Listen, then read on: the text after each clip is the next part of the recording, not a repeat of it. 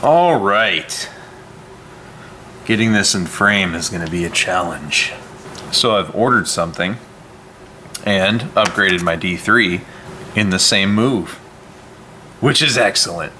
I always love efficiency of movement. So, short story. For those of you that saw the night shooting footage that I had, which wasn't anything crazy, but for the Mark 23 and the MR556 and a couple of the other guns, this is what I was wearing, and I frequently wear this to test it out. But one of the guys there also had this, but he had the black multicam Flatpack, which is on here. Let me see if I can get a little. There we go, elevation increase, much better. So we have this Flatpack here. Now it is tiny, it looks like a child's backpack, but it's going to suit the application that I'll be putting it in, and it was the last one on Bravo Company's website.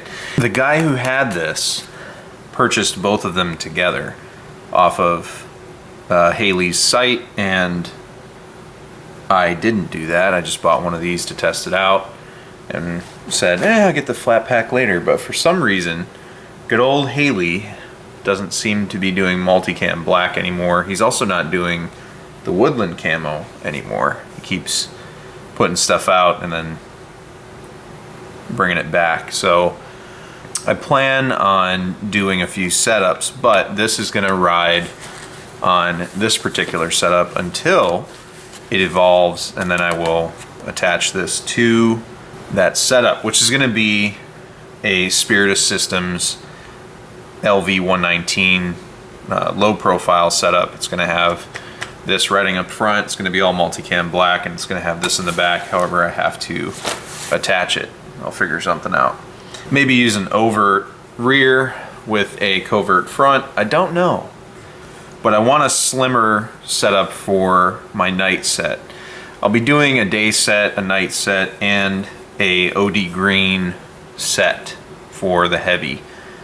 The reason for this is I want to have a go bag to grab for whatever I've got going on at that particular moment, so I can maximize my stealth LARPing, as it were. So the Flatpack, it's not very big, and here's a VP9 and Midnight Bronze, so you can see how small this section is, and a smart water bottle. What's cool about this is when it doesn't have stuff in it, you can minimize it and it becomes very, very thin. This is easily just an inch or so, maybe an inch and a half. I'm not sure if you're tugging on it all the way, but this can be very, very slim and covert, which is nice. Two, you can expand it by zipping this guy right here, all the way around, and it becomes a lot thicker. And you can do the same for the front compartment. So you can drastically increase your storage space. So what I intend to do with this is a basic assaulter setup, meaning, well, I guess more of a recon setup. You gotta understand, I'm a Navy guy, and while I grasp a lot of the concepts, I'm not well practiced in them, as most of us aren't. And I like to have gear where if I find myself in a really bad situation, I have it, but more likely than not, I'm never going to use it. So having it's cool and fun, and I can dress up and LARP around with everybody else.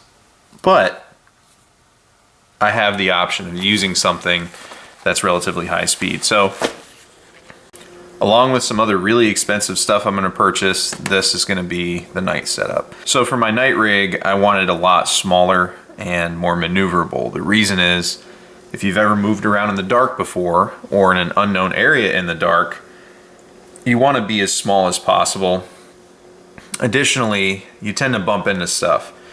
And those of us that have worn gear before understand that you are like a turtle when you have your gear on. So between the helmet and plate carrier and all that other stuff, there's a lot of things that'll snag, and you're already a klutz in the dark.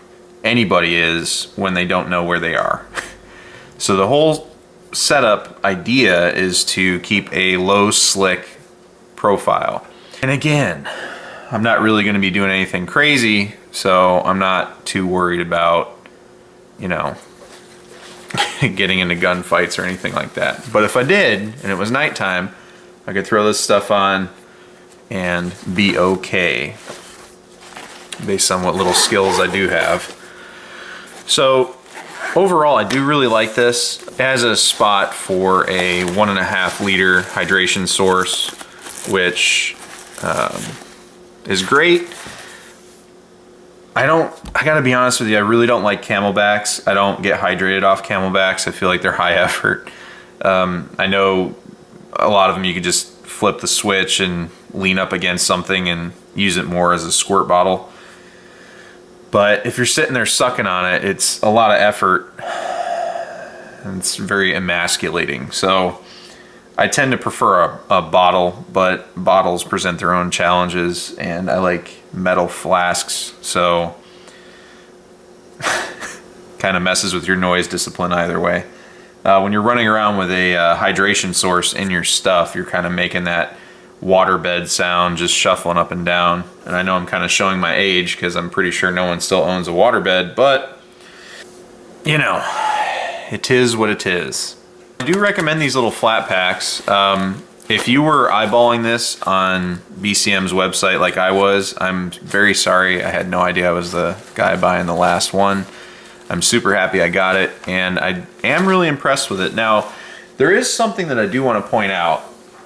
In 100% transparency, recently I figured out how to do this because the D-ring doesn't have a little slit in it where you can feed it out, properly hook this in there, and then feed it back in there.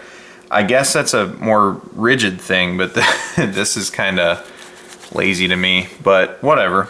It still works, it's very effective, and honestly, I like this setup a lot more. The backpack allows you to put enough weight in there to counterbalance the front end of this if this is exactly how you're gonna run it. And it also allows you to get it on a lot faster.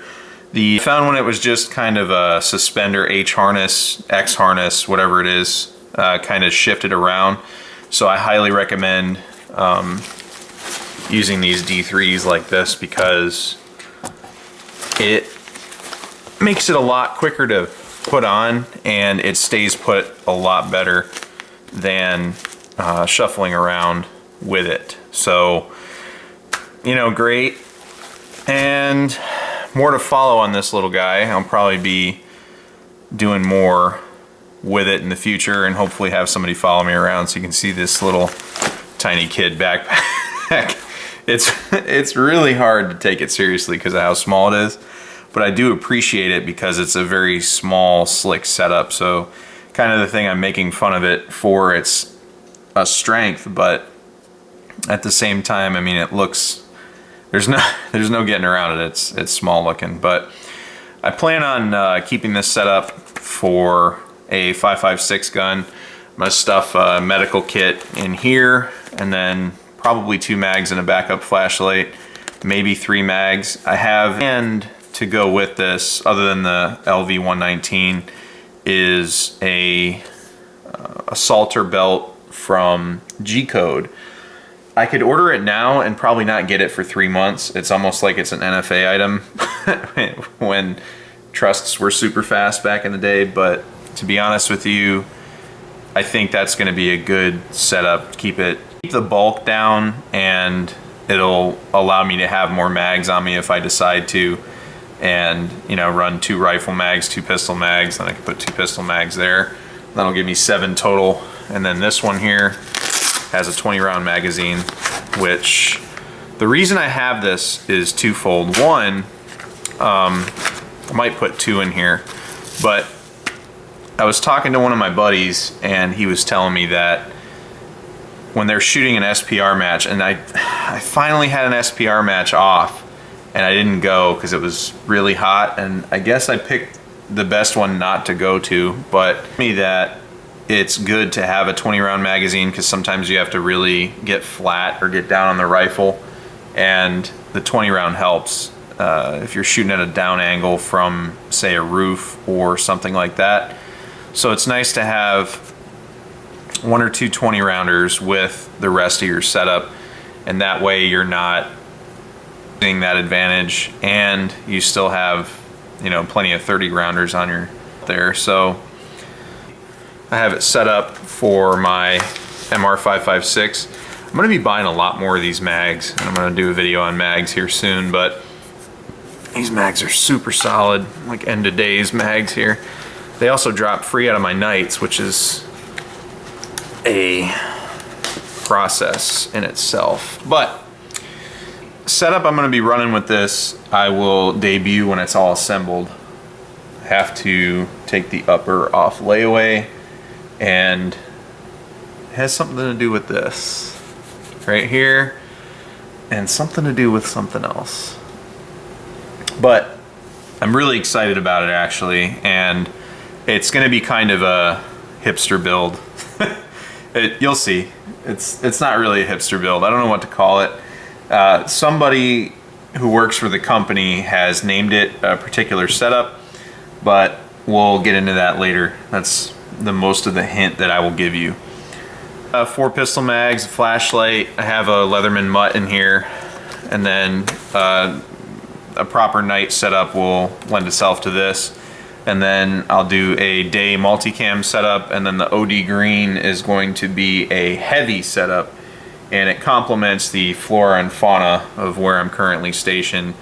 And it's nicer sometimes to have something that's not all camo pattern and have something that, you know, is just a basic color because it doesn't alarm people right away.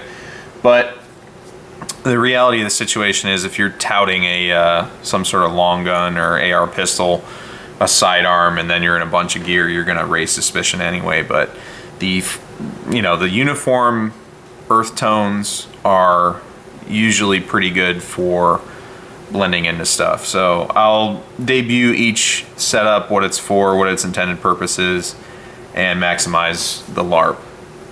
But I just want to showcase this really fast, even though it's probably like a 15 or 18 minute video by now. But I just wanted to show you how this is set up, the evolution of this, and then once the LV 119 and the AR 500, yes, AR 500 plates get here, then I will be showing that whole setup, and then the whole package once we're good to go on all the items.